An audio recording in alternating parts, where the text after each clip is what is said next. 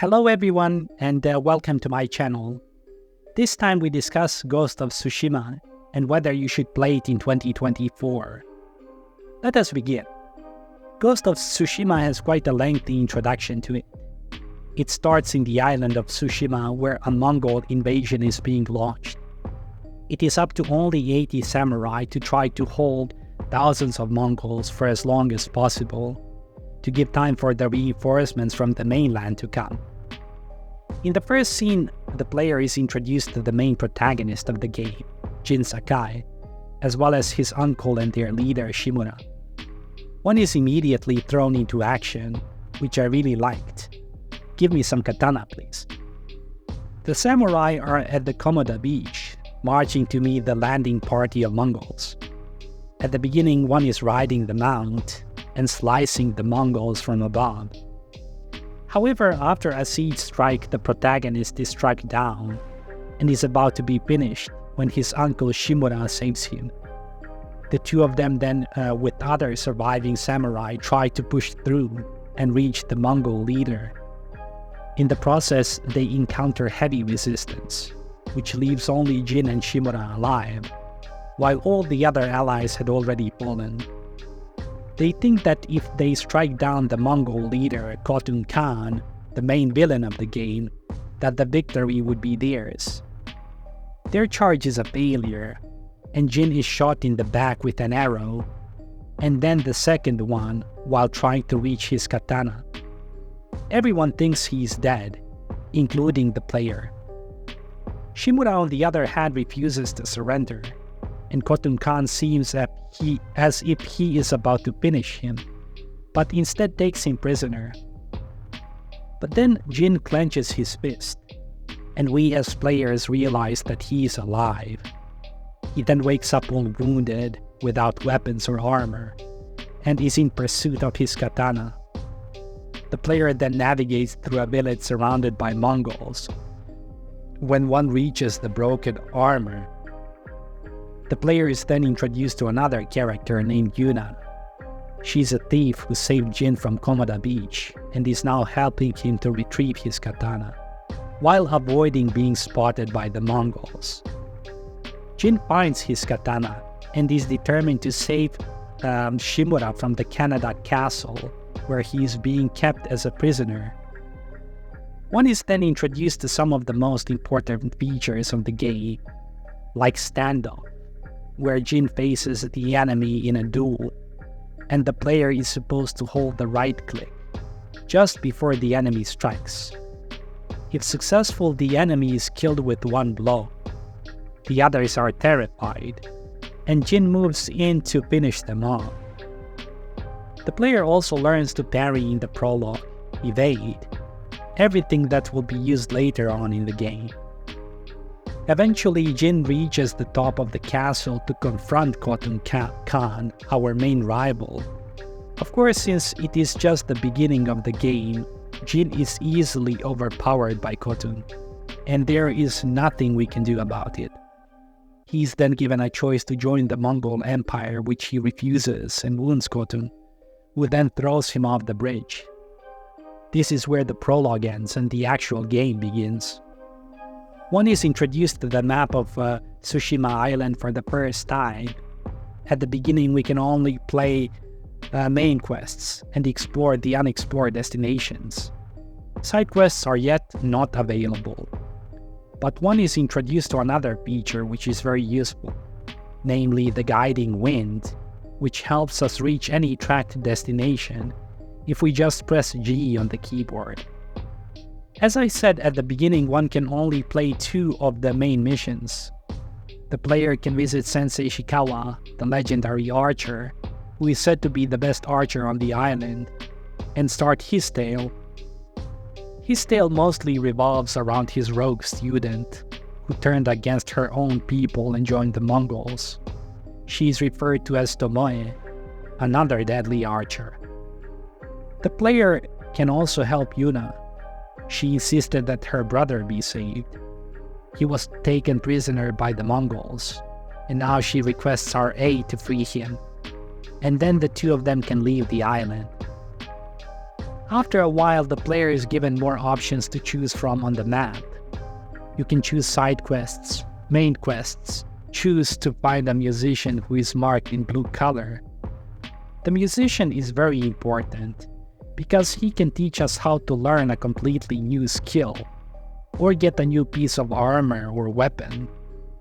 Side quests are marked gray in color, and after a while we can choose between a variety of characters for these side quests, like Lady Masako, Yuna, Norio, Kenji, Sensei Ishikawa, etc.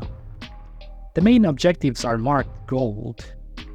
One can also find survivor camps, which will then be marked on the map, and we can fast travel there and can visit the trapper or merchant who offer us a variety of goods and materials to buy or sell.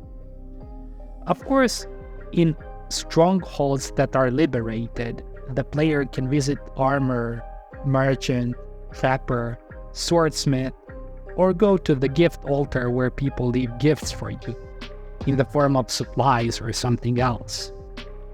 The player can also go to the dye merchant, who allows us to change the color of our accessories, like bows, armor, hats, or masks. You can buy these using flowers that you pick up all around the map. You can upgrade your armor and the armorer, upgrade your katana and Sakai Tanto and the swordsmith. I also highly recommend that you explore the map, because you can find many places and things that will benefit your character. For instance, if you find a hot spring, you can rest there, and it will increase your health permanently. Follow the fox to discover shrines that will grant you charms that you can then assign in your inventory. They improve stats, health, damage, offense, defense. They are very useful. Also look for bamboo strikes on the map. They increase your resolve. The bars you can see in bottom left corner. You can use those for healing or performing special moves. When you climb a lighthouse, it will increase your legend by a bit, and you might get other rewards. If you feel poetic or adventurous, you can write a haiku. It is very calming and oftentimes beautiful. When you climb shrines and honor them, you gain epic charms that you can assign to your slots. 2 of these charms can be assigned in total. They are better than the average charms, so it is worth it to find these shrines on the map. You will easily recognize the charm is there when you see the gates that line up. Go through all of them to reach the shrine. Ghost of Tsushima also allows us to liberate camps or strongholds that are then inhabited by our own people and can be visited at any time. We also earn technique points by liberating them that we can use to upgrade our skills in the skill tree by spending technique points. Also, some body armors give you more streaks when you upgrade them. Heavy attacks can be performed with the right click of the mouse on PC. They are especially useful to break the block, stun the enemy, and finish them. The player also has the ability to liberate captives while traversing the roads. And in return you get supplies, info on enemy camps, or other rewards. Like in some other similar games, you can pet the animals like a fox. And foxes are super cute in this game. One can collect resources by confronting the Mongols or bandits on the roads and then looting their carts. Resources are essential for upgrading your gear, so try to collect as many as you can. You can find resources everywhere, and they are usually flashing, so it is easy to notice them. Always try to complete the mythic tales that are marked in blue, because you can get epic moves or other things from them. Ghost of Tsushima offers one a plethora of weapons to choose from. Press R key to choose from kunai, sticky bombs, smoke bombs, blowguns, etc. Always upgrade your skills to learn new moves that you can use in combat. Perform perfect parries to deal massive damage to the opponent. sometimes killing them instantly. Press Q immediately before you are hit. Once the player learns new moves like Heavenly Strike or Dance of Wrath, it is game over for the enemy. These moves are overkill, and oftentimes kill enemies instantly. Heavenly Strike consumes only one resolve, so it is easy to spam it. Dance of Wrath, on the other hand, cannot be interrupted.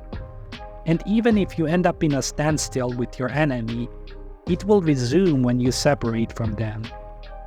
Dance of Wrath looks so cool. It is insane. It takes a bit more time to perform it, but it is incredible. When clearing camps, always check every house for supplies and resources. You can find many things there. Using kunai is an easy way to kill or stun an enemy quickly, and of course you can also upgrade these in the skill tree. The player is also given a choice to use ranged weapons like bows. You can add flaming arrows to them, explosives. Flaming arrows are really good and they kill the enemy quickly. When one presses tab on the keyboard, one is given different options to choose from. One can assign up to 6 different charms in gear section, can change the visuals of weapons, depending on how many different appearances you have got. You can get many of these by exploring the world, finding pillars, completing missions. The player can also access the Technique tab, where you can buy and upgrade skills. There are 3 sections of techniques. The first one is Warrior, that is intended for close-up combat. The second one refers to different stances that you can use for different enemies. One can choose between Stone stance, Water stance, Wind stance, and Moon stance. You unlock these stances by killing the Mongol leaders. The Ghost tab refers to stealth, for those players that want to focus on stealth kills, like assassinations or chain assassinations. There were also things that I didn't like in the game, like the fact that one's horse cannot swim. If you try to go across the river where it is deep, the horse just stops in its tracks, and then you have to go around where the water is shallow. I also didn't like the horse riding physics. It is quite unresponsive, and it looks funny, especially when you see someone else riding a horse. That's not how horse riding looks like. I also didn't like the fact that there weren't enough enemies in the game. I always felt that I wanted more enemies to fight. I felt that it was too easy at times. I have already mentioned chain assassinations that you can do later on in the game when you unlock them in Ghost Techniques tab.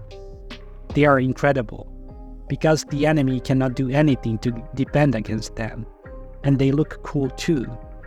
Very reminiscent of Assassin's Creed. The most overpowered stance that one can unlock is the Ghost stance, where Jin almost always one-shots enemies, and the others are terrified of him while he's doing that. You fill the Ghost stance meter by killing enemies without being hit, or stealth killing leaders. Ghost of Tsushima's story is quite basic. It is good, don't get me wrong. It is about trying to stop the Mongol invasion and drive them back off the island. Later on in the game, one is able to learn the Unyielding Fire technique by completing one of the musician's quests. This technique is really good, because you can ignite your katana in fire, and then the enemies cannot do anything to prevent it from hitting them. Even if they try to block, they still get hit, and they get engulfed in fire. The next thing I want to talk about are the weather effects and settings.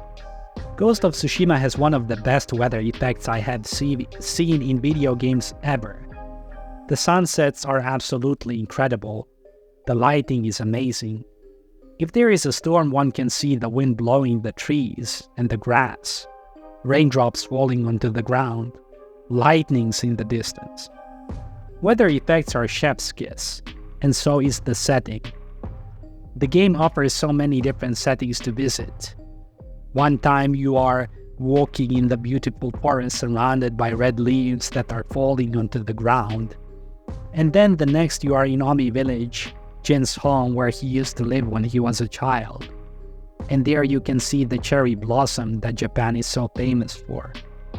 When the rain is falling, you can see how Jin's body armor gets soaked in it. It is completely wet, and one can look around to see how shiny it is. Ghost of Tsushima also has fog in many places. That is very realistic to the real world. There are forests with golden leaves and a beautiful sunlight.